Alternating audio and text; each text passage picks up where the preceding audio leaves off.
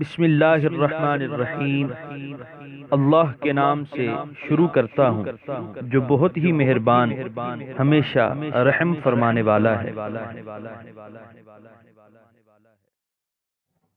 سورہ بقرہ آیت نمبر 40۔ یا بنی اسرائیل اذکروا نعمتی التي انعمت علیکم واوفوا بعہدی اوف بعہدکم وإیای فارہبون۔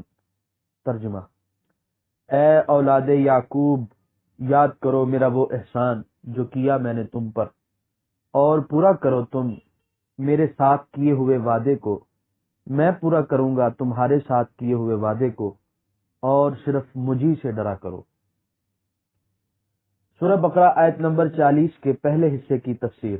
اے اولاد یعقوب۔ تیسرے رکوع میں تمام اولاد آدم کو دعوت اسلام دی گئی اور توحید و رسالت کے دلائل پیش کیے گئے۔ چوتھے رکوع میں انسان کی پیدائش، اسے زیور علم سے آراستہ کرنے اور منصب خلافت پر فائز کرنے کا ذکر فرمایا گیا، اور اب یہاں سے مسلسل کئی رکوعوں تک بنی اسرائیل کی اصلاح و ہدایت کی کوشش کی جا رہی ہے۔ یہود کو خصوصی خطاب کرنے میں یہ مصلحت تھی کہ تمام اقوام عالم خصوصاً جزیرہ عرب کے باشندوں میں یہود کو ایک اہم مقام حاصل تھا۔ 4000 سال تک سلسلہ نبوت ان میں جاری رہا، ہزاروں نبی ان میں پیدا ہوئے، جن کے باعث علم و حکمت میں کوئی قوم ان کی برابری کا دعویٰ نہیں کر سکتی تھی۔ ان کے گرد و نواح میں بسنے والے قبائل ان کی علمی برتری سے بہت مرعوب تھے، یہاں تک کہ بعض لوگوں نے اسلام قبول کرنے کے لیے یہ شرط لگا رکھی تھی کہ اگر یہود نے، جو اہل علم و کتاب ہیں، اسلام قبول کیا تو وہ بھی قبول کر لیں گے۔ اس لیے قرآن حکیم نے یہود کو خاص طور پر اسلام کی طرف بلایا تاکہ ان کے اسلام لانے سے دوسرے لوگوں کے لیے اسلام قبول کرنے کی راہ ہموار ہو جائے، اور اگر وہ اسلام کو قبول نہ کریں تو ان کی ہٹ دھرمی کا پردہ چاک ہو جائے اور دنیا کو پتہ چل جائے کہ یہ صرف دنیاوی اقتدار اور دولت و ثروت کے باعث اسلام کی مخالفت کر رہے ہیں۔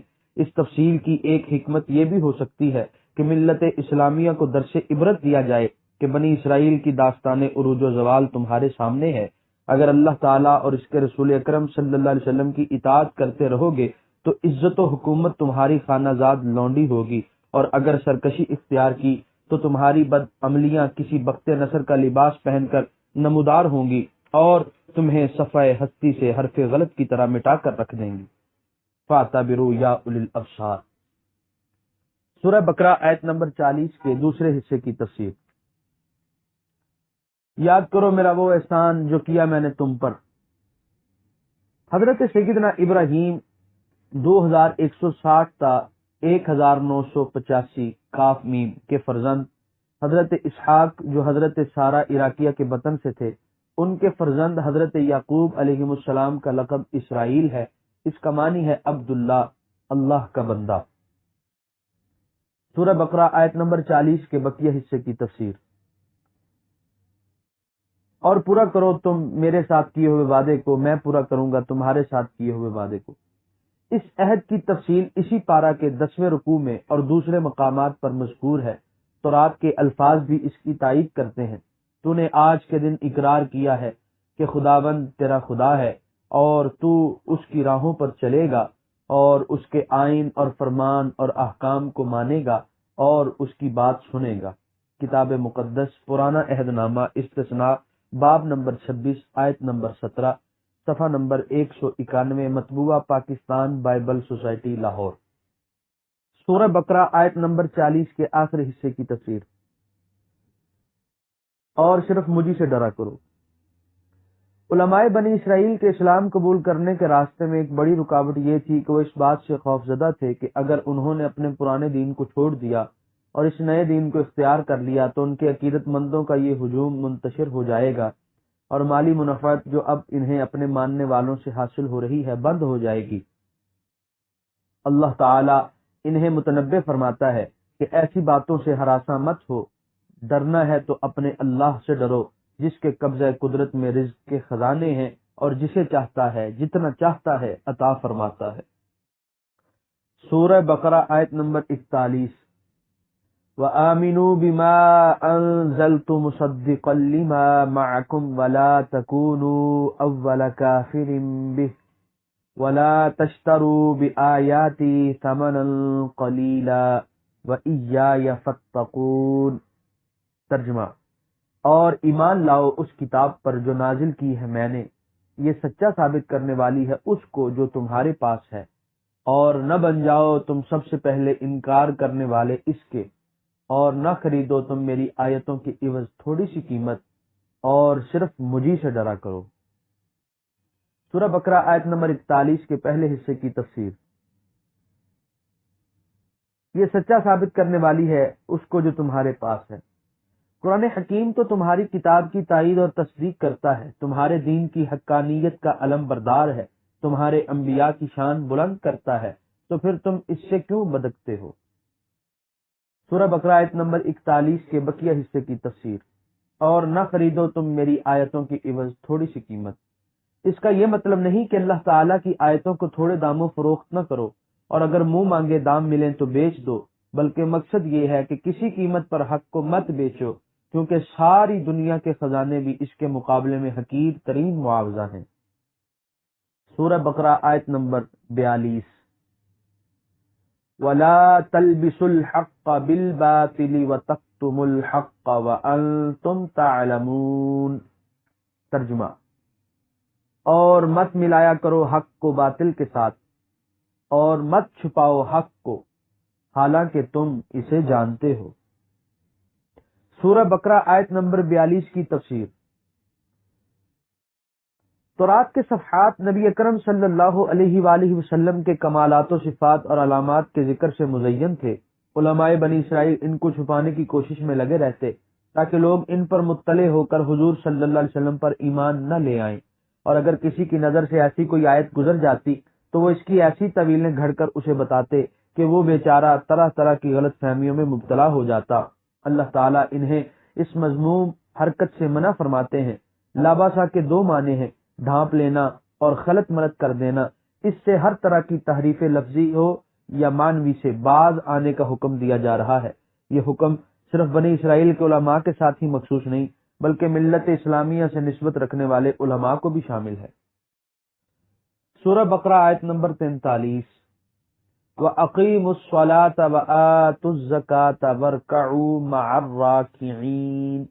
ترجمہ، اور صحیح ادا کرو نماز اور دیا کرو زکوٰۃ اور رکوع کرو رکوع کرنے والوں کے ساتھ۔ سورہ بقرہ آیت نمبر 44۔ أَتَأْمُرُونَ النَّاسَ بِالْبِرِّ وَتَنْسَوْنَ أَنفُسَكُمْ وَأَنْتُمْ تَتْلُونَ الْكِتَابَ أَفَلَا تَعْقِلُونَ۔ ترجمہ، کیا تم حکم کرتے ہو دوسرے لوگوں کو نیکی کا اور بھلا دیتے ہو اپنے آپ کو، حالانکہ تم پڑھتے ہو کتاب، کیا تم اتنا بھی نہیں سمجھتے؟ سورہ بقرہ آیت نمبر 44 کی تفسیر۔ علماء یہود لوگوں کو تو یہ حکم دیتے کہ تورات اللہ کی کتاب ہے اور اس کے ہر فرمان کی تعمیل کرو، لیکن اپنا یہ حال تھا کہ ذرا سے ذاتی فائدے کے لیے تورات کے شرعی احکام کو پس پشت ڈال دیتے۔ تورات کی بیان کردہ علامات حضور صلی اللہ علیہ وسلم میں دیکھ لینے کے بعد بھی ایمان نہ لاتے۔ اللہ تعالی ان کو ان کی دو رخی پالیسی سے منع فرماتے ہیں۔ یہ زجر و توبیخ ہر اس شخص کے لیے ہے جو دوسروں کو نیکی کا حکم دے اور خود اس کے خلاف عمل پیرا ہو، خواہ وہ یہودی کہلائے یا مسلمان۔ قرآن حکیم نے جا بجا قول و عمل کے اختلاف سے روکا ہے۔ حضرت انس رضی اللہ عنہ سے مروی ہے کہ رسول کریم علیہ الصلوۃ والتسلیم نے فرمایا، معراج کی رات میرا گزر ایک ایسی قوم پر ہوا جن کے ہونٹ آگ کی کینچیوں سے کاٹے جا رہے تھے۔ میں نے جبرائیل علیہ السلام سے ان کے متعلق دریافت کیا تو جبرائیل نے بتایا، ہؤلاء الخطباء من اہل الدنیا وفی روایت من امتک یأمرون الناس بالبر وینسون انفسهم وهم یتلون الکتاب افلا یعقلون۔ ترجمہ، یہ دنیا کے خطیب ہیں۔ ایک روایت میں ہے آپ صلی اللہ علیہ وسلم کی امت کے خطیب ہیں جو لوگوں کو تو نیکی کا حکم دیا کرتے اور اپنے نفسوں کو بھلائے رکھتے، حالانکہ وہ کتاب کی تلاوت بھی کرتے۔ تنسون انفسکم کی تعبیر کتنی اثر آفرین ہے، یعنی تم ایسا کر کے اپنی بہتری نہیں کر رہے بلکہ تم تو وہ زیاں کار اور سود فراموش ہو جن کی نظروں سے اپنی بہتری اوجل ہو چکی ہے۔ سورہ بقرہ آیت نمبر 45۔ وَاسْتَعِینُوا بِالصَّبْرِ وَالصَّلَاةِ وَإِنَّهَا لَكَبِيرَةٌ إِلَّا عَلَى الْخَاشِعِينَ۔ ترجمہ، اور مدد لو صبر اور نماز سے، اور بے شک نماز ضرور بھاری ہے مگر عاجزی کرنے والوں پر بھاری نہیں۔ سورہ بقرہ آیت نمبر 45 کی تفسیر۔ کیونکہ بنی اسرائیل صدیوں سے ان اخلاقی بیماریوں میں مبتلا تھے اور ایک حد تک ان کے عادی ہو گئے تھے، یک لخت ان کا ان عادتوں سے دستبردار ہو جانا بہت مشکل تھا، اس لیے اب انہیں ان پستیوں سے نکل آنے کا راستہ بتایا جا رہا ہے، یعنی تم صبر اور نماز سے ان خامیوں کا علاج کر سکتے ہو۔ صبر کے لغوی معنی روکنے اور باندھنے کے ہیں، اور اس سے مراد ارادے کی وہ مضبوطی، عزم کی وہ پختگی اور خواہشات نفس کا وہ انضباط ہے جس سے ایک شخص نفسانی ترغیبات اور بیرونی مشکلات کے مقابلے میں اپنے قلب و ضمیر کے پسند کیے ہوئے راستے پر لگاتار بڑھتا چلا جائے۔ تفہیم القرآن۔ اگر انسان اپنے اندر یہ قوت پیدا کر لے اور اس کے ساتھ ساتھ وہ نماز کے ذریعے اپنا رشتہ ابدیت اپنے رب حقیقی سے محکم کر لے تو پھر کوئی مشکل اس کا راستہ نہیں روک سکتی۔ حضور کریم صلی اللہ علیہ وسلم کی عادت مبارکہ تھی کہ جب کوئی مشکل کام آ پڑتا تو فوراً نماز پڑھنے لگتے۔ نیز رحمت عالم صلی اللہ علیہ وسلم نے فرمایا کہ اگر کسی کو حاجت ہو اللہ تعالیٰ سے یا کسی انسان سے تو اسے چاہیے کہ بڑی احتیاط سے وضو کرے، پھر 2 رکعت نماز پڑھے، پھر اللہ تعالیٰ کی حمد و ثنا کرے، اس کے بعد درود شریف کثرت سے پڑھے اور اس کے بعد ان الفاظ سے دعا مانگے: لا الہ الا اللہ الحلیم الکریم، سبحان اللہ رب العرش العظیم، الحمد للہ رب العالمین، اسألک موجبات رحمتک وعزائم مغفرتک والغنیمت من کل بر والسلامت من کل اسم، لا تدع لی ذنبا الا غفرتہ ولا ہما الا فرجتہ ولا حاجتا ہی لک ردا الا قضیتها یا ارحم الراحمین۔ رواہ الترمذی۔ سورہ بقرہ آیت نمبر 46۔ الذین یظنون انہم ملاقو ربہم وانہم الیہ راجعون۔ ترجمہ، جو یقین کرتے ہیں کہ وہ ملاقات کرنے والے ہیں اپنے رب سے اور وہ اسی کی طرف لوٹنے والے ہیں۔ سورہ بقرہ آیت نمبر 46 کی تفسیر۔ علماء لغت کے نزدیک ظن ان الفاظ سے ہے جو مختلف اور متضاد معنوں پر دلالت کرتے ہیں، چنانچہ ظن کا معنی شک بھی ہے اور یقین بھی، اور اس آیت میں ظن بمعنی یقین مستعمل ہوا ہے۔ یہاں پر سورہ بقرہ کا 5واں رکوع مکمل ہوا اور یہاں پر پہلے پارے کا پہلا پاؤ مکمل ہوا۔